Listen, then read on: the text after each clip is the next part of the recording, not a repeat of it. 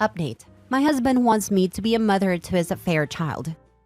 Original post. I, 29 female, and my husband, 44 male, have been together for 5 years and married for 2. I met him at a church I started going to when I moved cities to start my career. I work for an insurance company and he's a pastor. I know that we have a notable age gap, but he was always kind to me and made me feel special. Anyhow, a week ago he came home and told me we needed to talk. He told me through tears that he had been having an affair with one of our community members, 34 female, and that she had been pregnant with twins.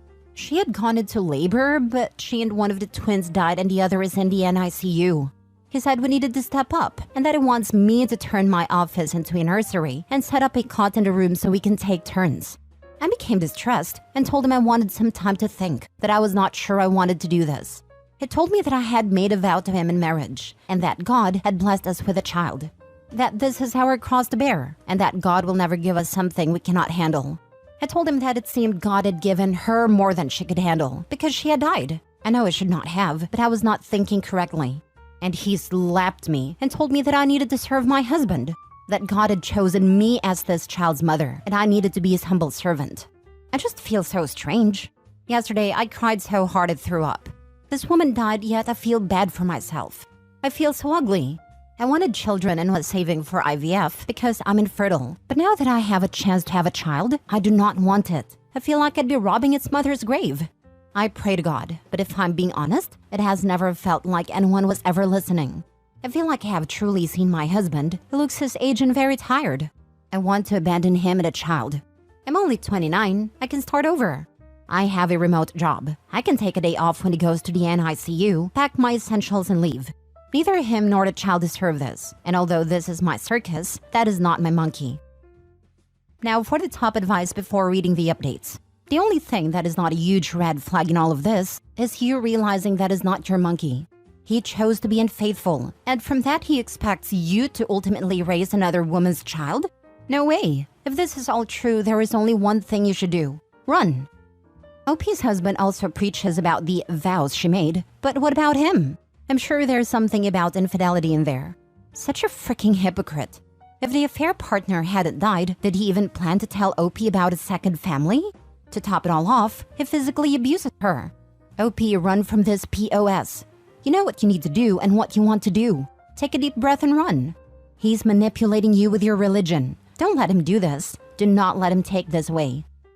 I'm gonna guess that this pastor who beats his wife skipped over the vows about monogamy and faithfulness. I hope she lets the rest of his congregation know what he did before she leaves. Otherwise, he'll probably spread horrendous lies about her deserting him. It sounds like he's kind of preying on his congregation, to be honest. He has already slept with at least 2 of the women, both at least 10 years younger than him, and OP's still fairly new. I wonder how often he does stuff like this to vulnerable women, because I highly doubt this was the only second time. Girl, you better love yourself to leave. That's the hard part. I always have felt like I was never on anyone's radar and just being their back burner. It made me feel special and loved, but this last week I feel like I've seen past that. Although I was old enough to decide to be an age gap relationship, I feel like he had no business with being someone my age. I'm 29 now, and I would feel wrong being with someone 24. I spent my whole life accepting second best, and now that one person who put me first has now put me last, I feel like I just see it all now. I feel used. Queen, you are 29 years old, with your whole life ahead of you. Not a person in this thread is wondering how he got this desperate man. They're all wondering how he got a catch like you. Forget being on someone else's radar. You are steering your own ship and have your own radar. You don't need to be on a back burner. You are your own fire. You have a career. You had the strength to move once and build a life. You can do anything. Just make sure it's the right thing for you, not someone else disguising their own sins or yours. Now for the first update. I just want to thank you all for the support. I'm still processing this all, and I just need a little time. I don't feel unsafe, just in love, just not enough. My husband did apologize for slapping me and continues to express regret. But he can't take it back, just as he cannot take back impregnating another woman, which ultimately killed her.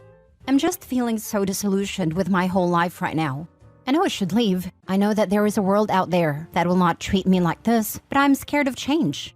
I'm working on a plan to leave and getting my ducks in a row for when I'm ready to go, but I am not sure when I would leave if I choose to. Many expressed that I should make a report to the police about him slapping me, and they're probably right, but that would likely cause me more problems than it would be worth. If I leave, it might make him want to contest the divorce more, and if I stay, it would cause more tension. I've been working on my left hook though because I won't let him get away with it again. I'm not violent myself, but I'm down for a tussle because although I'm hurt, I'm angry. I'm not sure if there will be an update because I'm still unsure. I can make all the plans in the world, but the changes scares me almost as much as bending to his will. I've been praying about it, but I see no clear answers nor guidance. I don't know. Funny thing, I'm jealous of the people saying that this is fake. It's like I want my life to be like it was 2 weeks ago. I could read a crazy story on the internet and think, wow, that's crazy. Seems kind of fake. And keep scrolling and go about my life. Only I can't scroll away in real life because that's just not how life works. I don't owe anyone proof of my life tragedies, least of all strangers on the internet whom I will never meet. But I do thank all who have given support. I wish I could tell you I packed my bags and left his sorry butt, but I'm not strong enough yet. It's not that easy to do in real life as it turns out. 1. You will recover and be happier, healthier, and better for it. I was married to my abuser for 7 years. I started over after leaving him at 29. And a year since, I've started a new career, married my best friend, taken up new hobbies, traveled, lived in new places. It's been amazing. The journey of freedom and fulfillment and happiness where you're not trapped in an unhealthy and happy marriage with a horrible human being is the best gift you can give yourself, and the whole world opens up to you. 2. He doesn't value you. He values the image and stability you create for him. He's trying to gaslight you into staying so he can save face and create the illusion that you accepted his actions. He is trying to use you to care for the product of his affair and to excuse his actions with the church. 3. He has already physically harmed you by assault and endangered you for the entire length of any affair he has ever had. You need to get tested now and again in about 6 months. 4. Physical abuse only ever escalates. I was married to an abuser, and every time he hurt me, I blamed myself, excused his behavior, accepted his pathetic, whiny BS apologies, and allowed the cycle to continue. He will not change.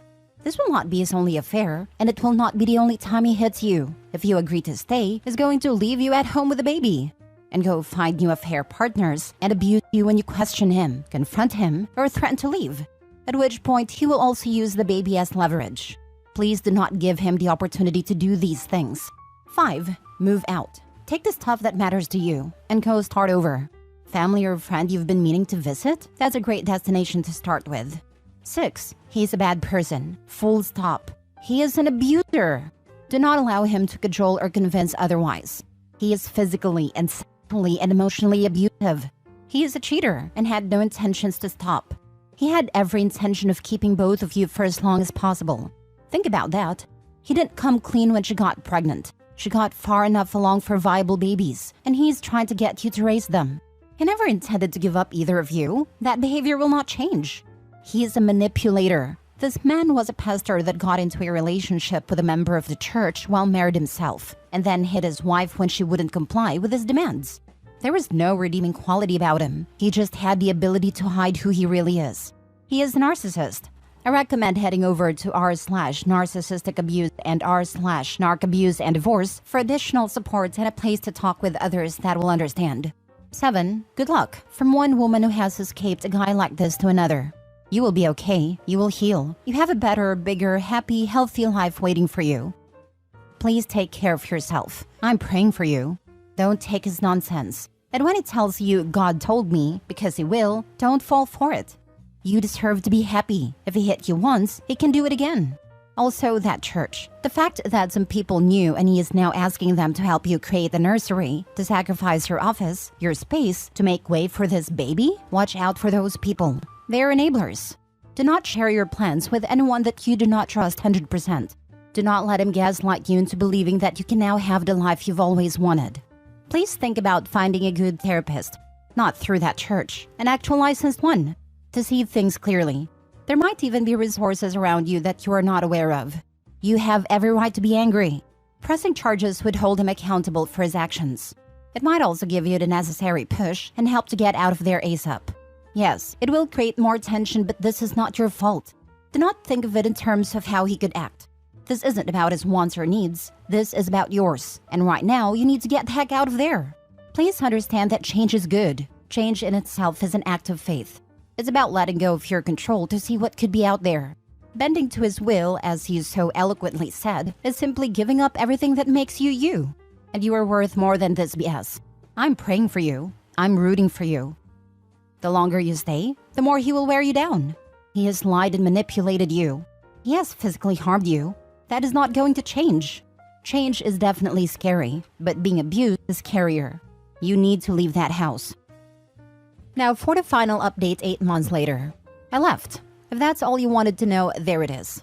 For those of you who are asking how the other woman died, I get it. I invited you into my business. It was an amniotic fluid embolism. I don't know much about those, but I guess when they happen, things go wrong really, really fast. We lived in a more rural area, so they just weren't ready for something like that to happen. I didn't leave right away, as I know now that I should have. It just wasn't that easy. I stayed for 2 months. I knew if I did not at least try to make it work, I would not be able to live with it. Not because I wanted to save my marriage, but because what ifs keep me up at night enough as is. I went to marriage counseling with my husband, but it was ultimately fruitless. Of course, it was Christian counseling. I felt like their goal was for me to forgive him, rather than actually trying to help me. I was so utterly alone during that time. My parents and brother are also very religious, so even though they weren't happy with my husband, they kept urging me to do what a good Christian wife would do. I spent so much time suffering in my own head that I began to realize that I was just going through the motions, doing what I thought people expected of me. I entered a state of derealization for a time, and that was absolutely confusing. The feeling of nothing being real, not even myself, was horrible.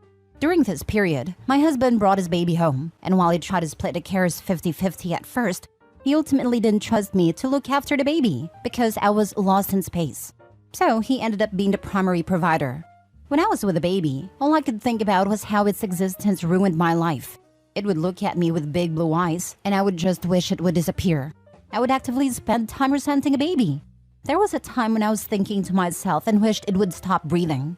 That was when I knew that I needed to leave. I was blaming a baby and wishing ill upon it, and that was not okay to do. I don't remember much about this time besides that. It's mostly a blur otherwise. I sought services through my work to talk to a therapist, and I eventually came back to Earth. She helped me make a plan. At no point did I fear my husband. I truly believed his slap was a one-off event. However, screw him. He doesn't deserve closure. So on a night he had a long Bible study, and he always took his baby with him because he didn't trust me, I packed my essentials and dipped. I met him pretty quickly after college, so I did not have much to take as far as furnishings. I fit everything I wanted in 3 suitcases and 4 moving boxes. It all fit into my SUV after some mediocre Tetris skills. I was able to change my phone number online before I left, but I did leave the divorce papers under his pillow with my lawyer's contact info. Kind of like the tooth fairy, but for a-holes. I was the breadwinner, and in my state, we were not married long enough for me to pay spousal maintenance. At least that is what my lawyer said. I own my vehicle outright. We had our own bank accounts and a shared expenses account. We filed taxes separately, and the church owns the house.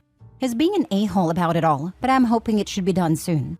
I got a decent apartment in a city a few hundred miles away. I've never lived in a city this big before. Everything is so expensive, but besides that, I like it. I found a new therapist, met some new friends, and found a new church with loving people. I still have my days, but for the most part, I'm content. I think it will always hurt on some level, but I'm working on taking my power back.